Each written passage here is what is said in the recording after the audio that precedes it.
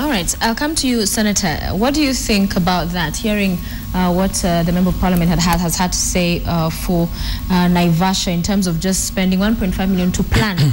First of all, I want to give some guidance to Mheshimiwa here.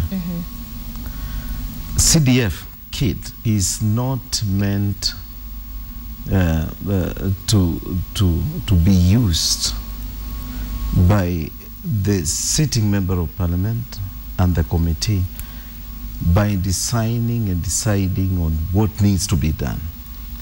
The reason CDF kit was given to the constituencies is to allow Mheshimiwa not to consult his committee, no.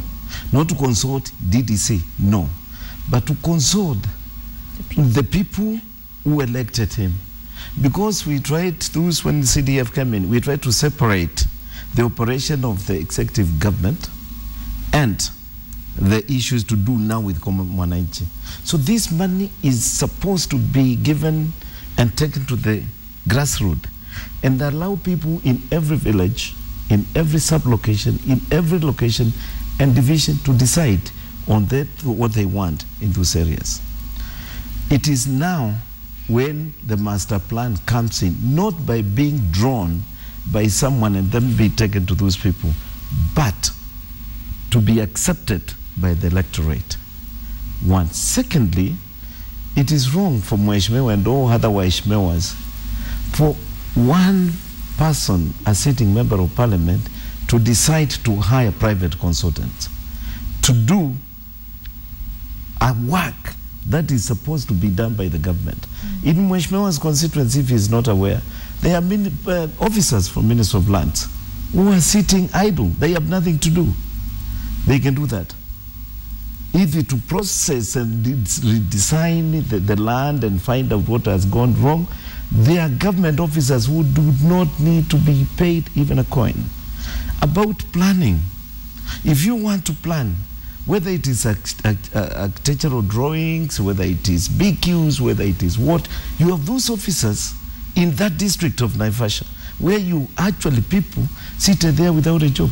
So one, give the money to wananchi to decide what they want. Two, use the government officers who are there and they are paid by the taxpayer and they have nothing to do. So before I come to you, let me come back to Mheshimiwa Kihagi, because one, you're consulting, according to the Senator, the wrong people. Two, you already have these surveyors you're talking about, for free, but you want to pay new ones. It's laughable. It's laughable what the Senator is saying, because I've worked in government. Precisely, I worked in the Ministry of Public Works for many years. And the norm, in fact, the government does not have those officers you're talking about. You look at any government agency, whether you're talking of parastatals, even the ministries themselves, they apply for consultants. Let me give an example. I have a mast, a security mast that was built by the committee of the former MP for Naivasha, Honorable Mutudo. And this security mast, which costed more than 1 million shillings, have developed a problem. For the last 1.5 years, I've been struggling to get people from public works to go and inspect and tell me what's the problem with that. And I cannot get an electrical engineer. So government does not have these officials or these experts you assume that they have. And when they are there, they are not enough. That's why you find even the valuers, you'll always find the councils asking for valuers to do for them evaluation role.